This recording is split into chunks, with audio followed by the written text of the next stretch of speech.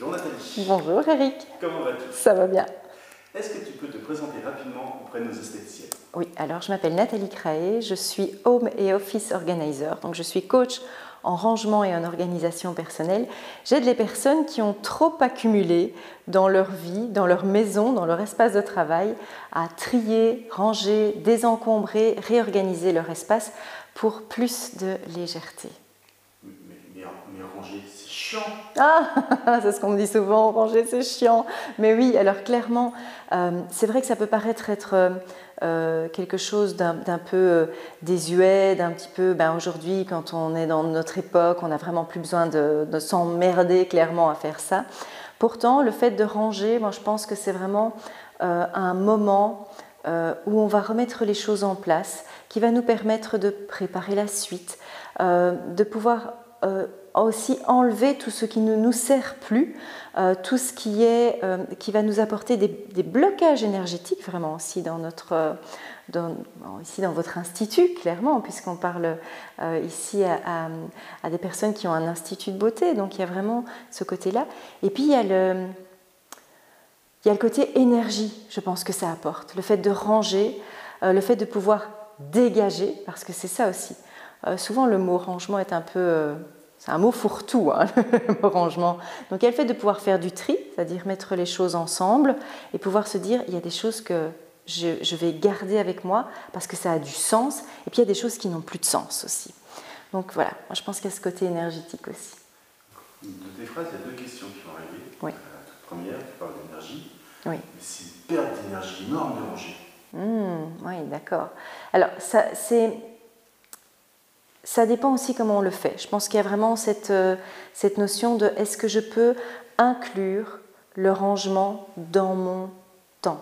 Il y a un proverbe japonais qui dit « le rangement fait partie du travail ». Et donc là, c'est vraiment essentiel de pouvoir se dire « ok, dans mes heures de la journée, c'est important d'inclure des petits temps ». Alors je préfère dire vaut mieux faire 10 fois 2 minutes que de faire 20 minutes. Donc c'est vraiment d'inclure des temps en disant voilà, j'ai fini une activité, je passe à autre chose, donc je peux mettre en place, clôturer, c'est une façon de clôturer ça, et du coup on n'a pas l'impression que ça nous prend plein d'énergie vu que les choses ont vraiment leur place et que c'est une facilité. Moins il y a de choses, plus c'est facile à remettre en place. Avant de venir sur le deuxième point qu'il ne faut pas que je perde de mémoire, oui.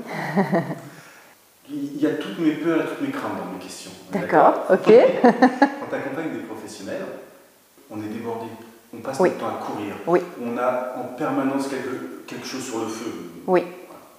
Comment on peut créer du temps en plus pour insérer ce rangement? Alors, clairement, le temps ne se crée pas. On a tous 24 heures dans la journée. Donc, c'est pouvoir identifier où sont justement ces fuites de temps.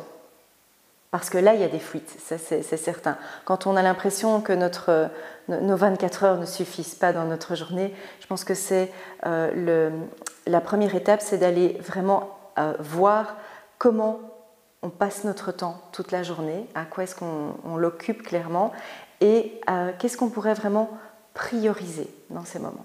Je vais te couper, excuse-moi. Oui. Disons que je suis un professionnel très organisé qui a déjà optimisé mon temps au maximum. Oui. Et il y a du bordel autour de moi. Oui. Alors c'est de voir quel est l'avantage. Il y a un premier travail sur quel est l'avantage, mais je reviens sur le temps disponible. Oui. Le bordel, il est là, il est monstrueux, etc. Comment je trouve du temps alors que mon emploi du temps est déjà plein? Mais s'il n'y a pas de temps à consacrer à ça, c'est vraiment difficile. Je pense qu'il faut pouvoir s'accorder au moins le temps de faire l'analyse de comment c'en est arrivé là, pourquoi c'est là. Donc c'est plus les questions du pourquoi, plutôt du comment je vais faire pour m'en sortir, dans un premier temps. Et après, effectivement, ça prend du temps, clairement, ça prend du temps de ranger. Ça prend du temps, maintenant, c'est de voir si on le fait une première fois ce désencombrement, éliminer le bordel, comme tu dis, vraiment, te dire maintenant j'en peux plus de voir ça, c'est de tout mettre en place, tout mettre en œuvre, en sachant et en prenant en compte qu'on n'a vraiment pas de temps dans ces journées, pour que ça ne revienne plus jamais de cette façon-là. Ce que tu dis, en fait, ranger, c'est gagner du temps. Ah oui. Oh oui, Ah oui. moi, c'est pas totalement intuitif pour moi. Oui, clairement, oui, oui. Parce qu'effectivement, quand on a plein de bazar, le fait est qu'on cherche après nos affaires. On passe un temps fou. Je pense que de moyenne, on passe 154 jours de notre vie à chercher après nos affaires. On a quand même mieux à faire que les chercher. Donc quand il y a beaucoup de choses, on les cherche. Et puis, il y a aussi une fuite d'argent, puisque ça nous arrive très souvent de racheter des choses qu'on possède déjà et qu'on va aller racheter parce qu'on ne sait plus où on les a mises. Effectivement, on rachète les choses qu'on a déjà et parfois aussi, quand c'est mal organisé, mal rangé, on ne voit plus les choses, alors que certaines personnes, et ça dépend des profils, ont besoin d'avoir tout en vue pour connaître par exemple l'état d'un stock, et puis d'autres ont besoin que ça soit caché pour éviter cette agression visuelle de tout ce qu'on a. C'est de se dire, mais parfois j'oublie ce que je possède, donc je vais aussi racheter, et ça aussi c'est une perte de temps, d'aller passer du temps à commander des choses qu'on a déjà. Donc c'est aller remettre l'axe du temps à un autre endroit, plus confortable. Et du coup, il y a une troisième question qui apparaît, alors je n'ai toujours pas oublié la première, oui. C'est on revient encore une fois au fait qu'on est tous uniques oui. et que gérer notre espace, notre encombrement, etc., c'est différent pour chacun. Oui. Oui, oui, tout à fait. Oui, oui. Et donc, il y a des manières d'adapter les outils à chaque personnalité, chaque individualité. Oui, parce que, comme j'expliquais tout à l'heure, il y a par exemple des personnes qui ont besoin de voir les choses, à qui on va proposer un rangement avec des vitrines ou des étagères où on voit vraiment bien voir les choses, et d'autres personnes à qui on va proposer des armoires parce qu'elles n'ont pas la même façon de penser leur espace. Donc là aussi, je vais voir avec elles comment tu penses ton espace, est-ce que ça te convient comme c'est là maintenant ? Ou bien non, justement, ça m'agresse trop, ou bien non, j'ai vraiment besoin de voir les choses et sinon je les oublie. Et revenons à la première question. Tu vois, elle est centrale, ça. Oui.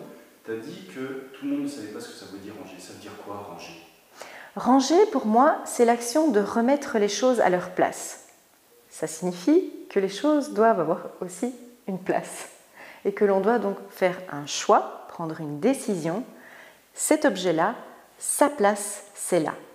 Et si on n'est pas seul dans son institut, ou dans sa maison, ou dans sa famille, ou dans son boulot, c'est de se mettre d'accord avec les autres que la place de cet objet, c'est là.